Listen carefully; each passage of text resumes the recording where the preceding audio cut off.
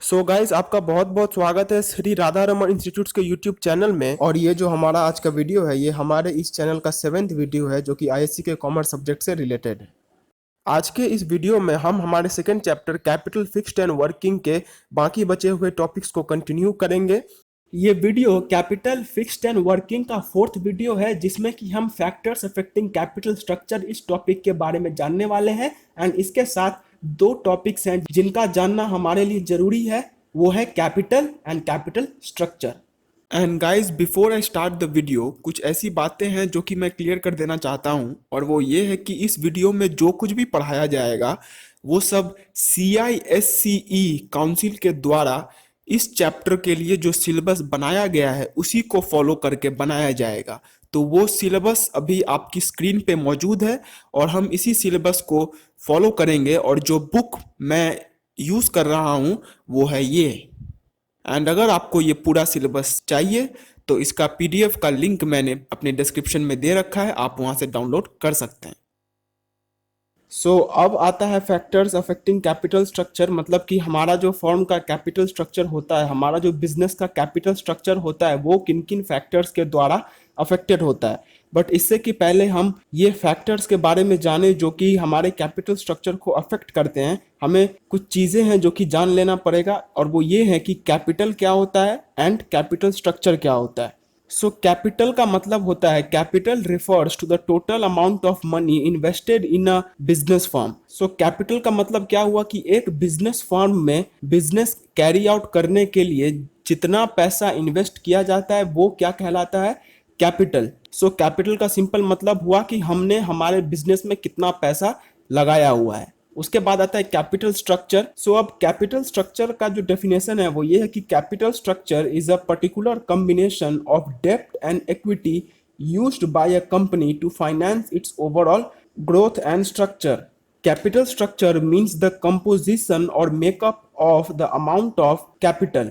Capital structure का मतलब क्या हुआ, कैपिटल का कंपोजिशन या फिर कैपिटल किन किन चीजों से बना हुआ है। एग्जाम्पल के तौर पे लेते हैं कि जैसे एक कंप्यूटर सिस्टम होता है, एक डेस्कटॉप कंप्यूटर सिस्टम होता है, तो उसमें उसका CPU होता है, उसमें उसका मॉनिटर होता है, उसमें स्पीकर्स होते हैं, उसमें कीबोर्ड होता है, उसमें माउस होता है। तो ये सब मिलके हमारा एक डेस्कटॉप कंप्यूटर बनाता है।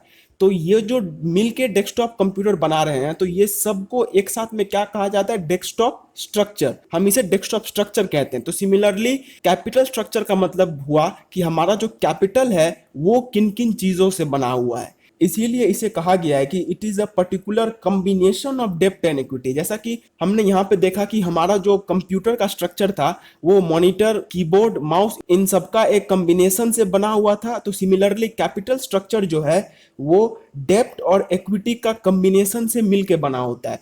अब डेब्ट का मतलब क्या होता है, डेब्ट का मतलब होता है कैपिटल का वो हिस्सा जो कि हम दूसरों से बोरो करते हैं, और वो हिस्सा जिसका पेमेंट हमें एक पर्टिकुलर टाइम के बाद कर देना पड़ता है along with an amount of interest. जैसा कि हम लोन लेते हैं तो लोन का पेमेंट एक पर्टिकुलर टाइम के बाद कर देना पड़ता है along with an amount of interest. Similarly डेब्ट का मतलब हुआ लोन जो कि हम ले रहे हैं और जिसका पेमेंट हमें एक पर्टिकुलर टाइम पीरियड के बाद कर देना होता है। इक्विटी का मतलब होता है कैपिटल का वो हिस्सा जो कि हम लोन के द्वारा नहीं लेते हैं, जो कि हम या तो शेयर्स के थ्रू इशू करके लेते हैं या फिर हम खुद के कंट्रीब्यूशन से करते हैं। इक्विटी का मतलब हुआ कैपिटल का वो हिस्सा जो कि किसी से बोरोड नहीं होता है, जो कि हमें लौटाना नहीं पड़ता है, जिसके बदले में हमें कोई इंटरेस्ट नहीं देना पड़ता है, वो होता है इक्विटी।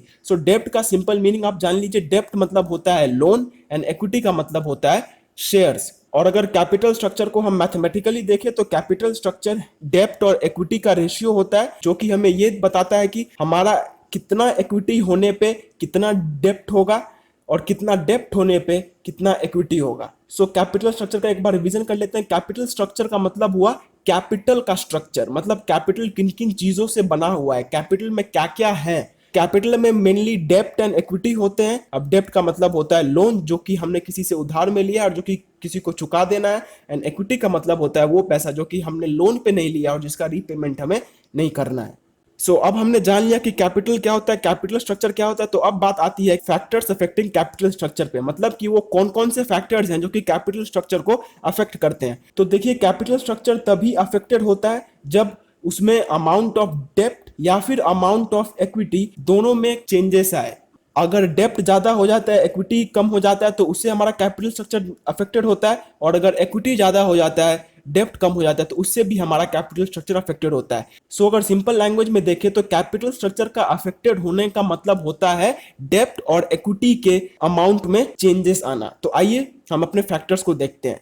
सो जो पहला फैक्टर आता है वो है एक्सरसाइज ऑफ कंट्रोल। अब एक्सरसाइज ऑफ कंट्रोल का मतलब होता है कंपनी का ओनरशिप। अब कंपनी का जो ओनरशिप है ये भी डिसाइड करता है कि कंपनी का कैपिटल स्ट्रक्चर कैसा होगा, कंपनी का कैपिटल स्ट्रक्चर में क्या क्या चेंजेस आएंगे। तो ये कैसे होता है जान लीजिए। सो हमने इस चैप्टर के स्टार्टिंग के वीडियो में शेयर्स के बारे में जाना था, जिसमें कि हमने ये जाना था कि जो हमारे कंपनी में शेयर्स खरीदते हैं वो हमारे कंपनी में उस अमाउंट के लिए ओनर बन जाते हैं। मतलब अगर कोई हमारे कंपनी में 9,000 रुपया का एक शेयर खरीद रहा है तो वो हमारे कंपनी के टोटल कैपिटल का 9,000 रुपया का ओनर है। तो सिंपल लैंग्वेज में वो हमारे कंपनी का ओनर ही हो जाता है। तो अगर एक आदमी 9,000 रुपया का शेयर खरीदता है तो वो हमारा ओनर हो जाता है। तो अगर 1,000 आदमी 9,000 रुपए का शेयर खरीदेंगे तो वो 1,000 आदमी भी हमारे कंपनी के ओनर्स कहलाएंगे। सो अगर कंपनी के जो मेन फाउंडर्स हैं वो ये चाहते हैं कि नहीं, हम उतना ज्यादा ओनर्स नहीं रखेंगे, हम ओनरशिप सिर्फ अपने तक ही रखेंगे, मतलब ये कि कंपनी के जो ओनर्स हैं वो अपना ओनरशिप बांटना नहीं चाहते हैं, वो चाहते हैं कि हम ही अपना कंपनी का ओनरशिप अपने तक रखें, हम और ज्यादा ओनर्स को नहीं लाएंगे। तो अगर वो और ज्यादा ओनर्स को नहीं लाएंगे तो ऐसे केसेस में जो कंपनी के ओनर्स होते हैं, जो कंपनी चलाते हैं, वो डेप्ट को ज्यादा प्रीफर करते हैं। क्यों? क्योंकि डेप्ट में कोई ओनर नहीं होता है, डेप्ट में एक क्रेडिटर बन जाता है। तो अगर किसी कंपनी के ओनर ये चाहते हैं कि उनके कंपनी में ज्यादा ओनर्स ना बढ़े तो ऐसे केसेस में वो डेप्ट को ज्यादा प्रेफरेंस देते हैं, वो डेप्ट के ऊपर ज्यादा जोर देते हैं। क्यों? क्योंकि डेप्ट के बदले में उन्हें अपनी ओनरशिप नहीं देनी पड़ रही है। तो क्योंकि वो डेप्ट को ज्यादा प्रेफरेंस दे रहे हैं, इसकी वजह से डेप्ट का अमाउंट इंक्रीज हो जाता है और इक्विटी का अमाउंट डिक्रीज हो जाता है। सो इससे हमारा कैपिटल स्ट्रक्चर में चेंज आता है। ऑन दी अदर हैंड, अगर कंपनी के जो ओनर्स हैं उनको ओनरशिप से कोई प्रॉब्लम नहीं है, उनको इससे कोई प्रॉब्लम नहीं है कि उनके कंपनी में 1 ओनर हो या 5 ओनर हो या 1,000 ओनर हो या लाख ओनर हो, उन्हें इनसे कुछ फर्क नहीं पड़ता है। सो ऐसे केसेस में वो इक्विटी के थ्रू पैसा लाना ज्यादा प्रीफर करेंगे।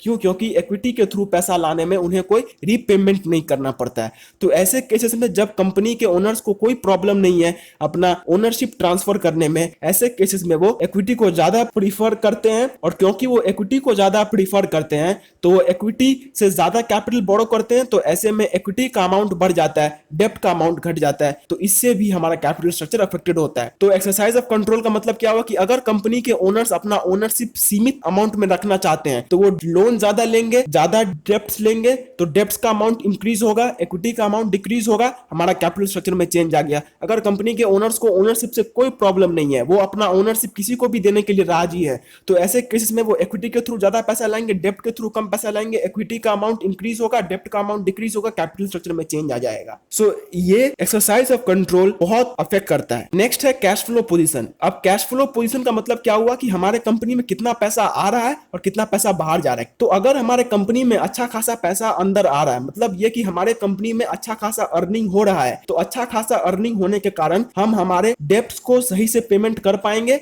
और सही टाइम पे पेमेंट कर पाएंगे। तो क्योंकि हम डेप्ट्स को सही टाइम पे और सही से पेमेंट कर पा रहे हैं, तो ऐसे केसेस में हम डेप्ट को ज्यादा बढ़ावा देंगे। क्यों? क्योंकि डेप्ट का पेमेंट जब अच्छे से हो जा रहा है तो फालतू में हम अपना ओनरशिप किसी को क्यों देने जाए।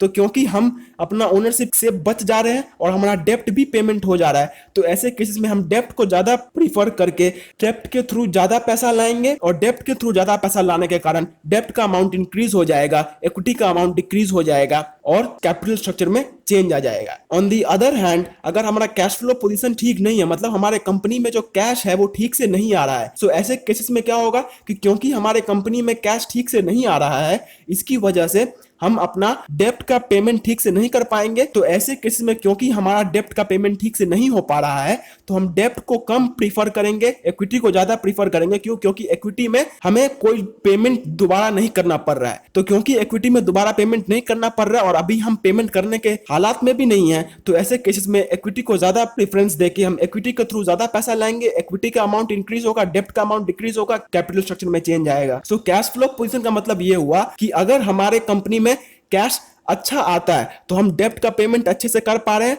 तो इसीलिए हम डेब्ट के थ्रू ज्यादा पैसा लाएंगे, इक्विटी के थ्रू कम लाएंगे।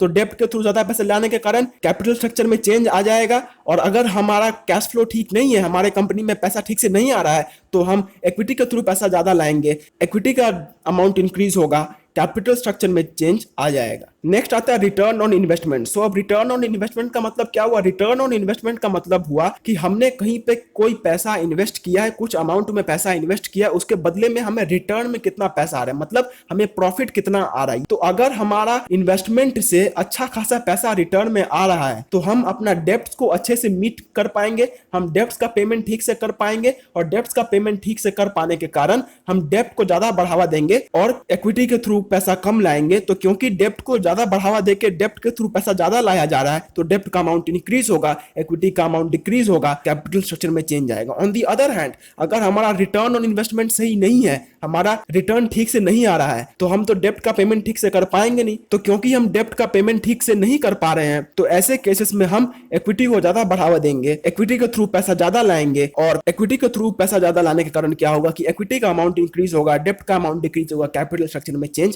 तभी आ जाएगा। नेक्स्ट आता है कॉस्ट ऑफ डेप्ट। अब कॉस्ट ऑफ डेप्ट का मतलब हुआ लोन का खर्चा, मतलब ये कि हमने लोन लिया है, उसके लिए हमें कितना खर्चा करना पड़ रहा है। तो कॉस्ट ऑफ डेप्ट जो है उसको कॉस्ट ऑफ इक्विटी के बिना समझना थोड़ा मुश्किल है, तो इसलिए हम कॉस्ट ऑफ डेप्ट एंड कॉस्ट ऑफ इक्विटी दोनों को साथ में समझेंगे, क्योंकि दोनों ही एक दूसरे के ऊपर डिपेंडेंट है। सो कॉस्ट ऑफ डेप्ट का मतलब होता है कॉस्ट ऑफ लोन, मतलब कि लोन लेने में हमें कितना खर्चा हो रहा है। लोन से रिलेटेड खर्चे जो होते हैं वो कॉस्ट ऑफ डेप्ट में आते हैं। एंड कॉस्ट ऑफ इक्विटी का मतलब होता है कि हमें खुद से फंड्स रेज करने में, या फिर अगर कहे तो शेयर्स के थ्रू मेनली फंड रेज करने में कितना खर्चा आ रहा है। तो कॉस्ट ऑफ डेप्ट एंड कॉस्ट ऑफ इक्विटी दोनों ही अच्छा खासा इंपैक्ट डालते हैं कंपनी के कैपिटल स्ट्रक्चर के ऊपर। अब कैसे डालते हैं इसको समझिए। मान के चलिए आपका एक कंपनी है जिसका 1 करोड़ रुपया का कैपिटल स्ट्रक्चर है। अब उस कैपिटल स्ट्रक्चर में 50 लाख रुपया डेप्ट है, मतलब 50 लाख रुपया लोन है, एंड 50 लाख रुपया इक्विटी है, 50 लाख रुपया शेयर्स के रूप में है। अब कॉस्ट ऑफ डेप्ट का मतलब क्या हुआ कि हमें लोन पे कितना खर्चा करना है, और कॉस्ट ऑफ इक्विटी का मतलब क्या हुआ कि हमें शेयर्स पे कितना खर्चा करना है। सो फर्स्ट केस को कंसीडर कीजिए, आपका कैपिटल स्ट्रक्चर में 50 लाख लोन है, 50 लाख शेयर्स हैं। सो फर्स्ट केस में हम ये मानते हैं कि हमारा जो 50 लाख रुपया का लोन है, उस 50 लाख रुपया का लोन पे हमें 50,000 रुपया इंटरेस्ट देना पड़ता है। एंड हमारा जो 50 लाख का जो शेयर्स हैं, उन 50 लाख शेयर्स के ऊपर हमें 40,000 रुपया का डिविडेंड पे करना पड़ता है। सो खर्चा तो दोनों में है, हमारा जो 50 लाख रुपया का लोन है उसमें भी खर्चा है, हमारा जो 50 लाख रुपया का शेयर्स है उसमें भी खर्चा है। बट दोनों का खर्चा का बीच में जो डिफरेंस है, यही कैपिटल स्ट्रक्चर के ऊपर इंपैक्ट डालेगा। तो हमने फर्स्ट केस में क्या देखा कि हमारा जो कॉस्ट ऑफ डेप्ट मतलब 50 लाख रुपया का ऊपर जो खर्चा था वो था 50,000, और कॉस्ट ऑफ इक्विटी मतलब जो शेयर्स का ऊपर खर्चा था वो था 40,000। तो क्योंकि हमारा यहाँ पे डेप्ट का ऊपर ज्यादा खर्चा हो रहा है और इक्विटी का ऊपर कम खर्चा हो रहा है, तो ऐसे केसेस में हम इक्विटी के ऊपर ज्यादा जोर देंगे। क्यों? क्योंकि हमारा फर्म का एम ही है खर्चा कम से कम करो, लाभ ज्यादा से ज्यादा पाओ। सो हम इस एम को ध्यान में रख के डेप्ट के ऊपर कम जोड़ देंगे, इक्विटी के ऊपर ज्यादा जोड़ देंगे, मतलब इक्विटी के थ्रू पैसा ज्यादा लाएंगे। अब इक्विटी के थ्रू पैसा ज्यादा लाएंगे तो इक्विटी का अमाउंट इंक्रीज होगा, डेप्ट का अमाउंट डिक्रीज होगा, कैपिटल स्ट्रक्चर में चेंज आ जाएगा। अब सेकंड केस को कंसिडर करते हैं। सेकंड केस में मान के चलिए कि आपका जो डेप्ट का ऊपर खर्चा है वो 30,000 रुपया इंटरेस्ट है, एंड आपका जो इक्विटी का ऊपर खर्चा है वो 50,000 रुपया डिविडेंड है। मतलब ये कि आपको लोन के ऊपर 30,000 रुपया इंटरेस्ट देना है एंड आपको शेयर्स के ऊपर 50,000 रुपया डिविडेंड देना है। तो यहां भी खर्चा दोनों में, बट यहां भी वही प्रिंसिपल काम करेगा कि जहां पे कम खर्चा है उसके ऊपर जाओ। तो क्योंकि यहां पे क्लियरली दिखने में आ रहा है कि डेप्ट के ऊपर कम खर्चा है, तो हम डेप्ट को ज्यादा बढ़ावा देंगे। सो डेप्ट को ज्यादा बढ़ावा देने के कारण हम डेप्ट के थ्रू पैसा ज्यादा लाएंगे, डेप्ट का पैसा इंक्रीज होगा, इक्विटी का पैसा डिक्रीज होगा, कैपिटल स्ट्रक्चर में चेंज आ जाएगा। सो कॉस्ट ऑफ डेप्ट पॉइंट में क्या है? कॉस्ट ऑफ डेप्ट पॉइंट में ये है कि अगर हमारा कॉस्ट ऑफ डेप्ट ज्यादा है, लोन पे खर्चा ज्यादा हो रहा है और इक्विटी पे खर्चा कम हो रहा है, तो तुम इक्विटी के पास चले जाओ। और इसका ऑपोजिट कॉस्ट ऑफ इक्विटी में क्या है कि अगर हमारा इक्विटी के ऊपर खर्चा ज्यादा हो रहा है और कॉस्ट ऑफ डेप्ट जो है वो कम हो रहा है, मतलब डेप्ट के ऊपर कम खर्चा हो रहा है, तो डेप्ट के पास चले जाओ। दोनों ऑपोजिट है। तो सो कॉस्ट ऑफ डेप्ट एंड कॉस्ट ऑफ इक्विटी हमें क्या बताते हैं कि जिस सोर्स में हमारा खर्चा कम हो उसके पास जाओ, जिस सोर्स में हमारा खर्चा ज्यादा हो उसके पास मत जाओ। लास्ट में आता है कैपिटल मार्केट कंडीशन, मतलब कि कैपिटल मार्केट के क्या कंडीशन होते हैं। तो कैपिटल मार्केट क्या होता है? कैपिटल का मार्केट, मतलब वो मार्केट जहां से कि हम हमारे फर्म के लिए कैपिटल लाते हैं। अब कैपिटल मार्केट कंडीशन कैसे अफेक्ट करता है ये समझ लीजिए। कैपिटल मार्केट कंडीशन मतलब क्या कि कैपिटल का मार्केट में क्या क्या कंडीशंस चल रहे हैं। अगर कैपिटल मार्केट में अभी ये चल रहा है कि डेब्ट के थ्रू पैसा लो, उसमें कम खर्च है, तो हम डेब्ट के थ्रू पैसा ज्यादा लाएंगे, इक्विटी के थ्रू पैसा कम लाएंगे, डेब्ट का अमाउंट इंक्रीज हो जाएगा, इक्विटी का अमाउंट डिक्रीज हो जाएगा, कैपिटल स्ट्रक्चर में चेंज आ जाएगा। और अगर कैपिटल मार्केट में ये चल रहा है कि इक्विटी के थ्रू पैसा लो, डेब्ट के थ्रू पैसा कम लो, सो हम इक्विटी के थ्रू पैसा ज्यादा लाएंगे, डेब्ट के थ्रू पैसा कम लाएंगे, इक्विटी का अमाउंट इंक्रीज होगा, डेब्ट का अमाउंट डिक्रीज होगा, कैपिटल स्ट्रक्चर में चेंज आ जाएगा। सो कैपिटल मार्केट कंडीशंस जो है वो भी अच्छा खासा इंपैक्ट डालते हैं। सो ये जितने भी पॉइंट्स हैं इनमें हमने बस एक ही चीज जाना कि कैपिटल स्ट्रक्चर जो है वो डेब्ट और इक्विटी के प्रोपोर्शन पे ही डिपेंड करता है। डेब्ट का अमाउंट कितना होगा, इक्विटी का अमाउंट कितना होगा, यही डिसाइड करते हैं कि कैपिटल स्ट्रक्चर कैसा होगा। अगर डेब्ट का अमाउंट ज्यादा हुआ, इक्विटी का अमाउंट कम हुआ, कैपिटल स्ट्रक्चर में चेंज आएगा। अगर इक्विटी का अमाउंट ज्यादा हुआ, डेब्ट का अमाउंट कम हुआ, तब भी कैपिटल स्ट्रक्चर में चेंज आएगा। तो डेब्ट एंड इक्विटी का प्रोपोर्शन ही डिसाइड करता है कि कैपिटल स्ट्रक्चर कैसा होगा। सो गाइज हमारी ये आज की वीडियो यहीं पे ख़त्म होती है। एंड इस वीडियो को ख़त्म करने के साथ साथ मैं आपको बस एक ही एडवाइस देना चाहता हूँ कि आप प्लीज़ इस वीडियो पे पूरे डिपेंडेंट ना हो जाएं। मैं आपसे रिक्वेस्ट करूँगा कि आप जिस भी बुक को फॉलो करते हैं आप एक बार उस बुक को जाके पढ़िए, एकदम से इस वीडियो पे डिपेंडेंट मत हो जाइए। एंड अगर ये वीडियो को आप एग्जाम के समय में देख रहे हैं then I request you not to take this video as the only source जिससे कि आप एग्जाम में अच्छे मार्क्स स्कोर कर पाए। आप प्लीज जाके अपने कोई भी टेक्स्ट बुक हो उसे अच्छे से पढ़िए। तो गाइस आशा करता हूं कि ये वीडियो आपके लिए हेल्पफुल रही होगी, और अगर ये वीडियो आपके लिए थोड़ी सी भी हेल्पफुल रही होगी तो प्लीज इस वीडियो को एक बार लाइक जरूर कर दीजिए। और अगर आप ऐसे वीडियोस और भी फ्यूचर में देखना चाहते हैं तो चैनल को सब्सक्राइब करके बेल आइकन को जरूर प्रेस कर लीजिए। और अगर आपके कुछ भी डाउट्स, क्वेरीज या फिर क्वेश्चंस हैं उनको कमेंट सेक्शन में कमेंट जरूर कीजिए। एंड अगर आपके कुछ ऐसे दोस्त हैं जो कि इससे कुछ हेल्प पा सकते हैं तो इन ये वीडियो आप उनको भी प्लीज जरूर शेयर कर दीजिएगा। तब तक के लिए do take very good care of yourselves and bye bye and जय हिंद।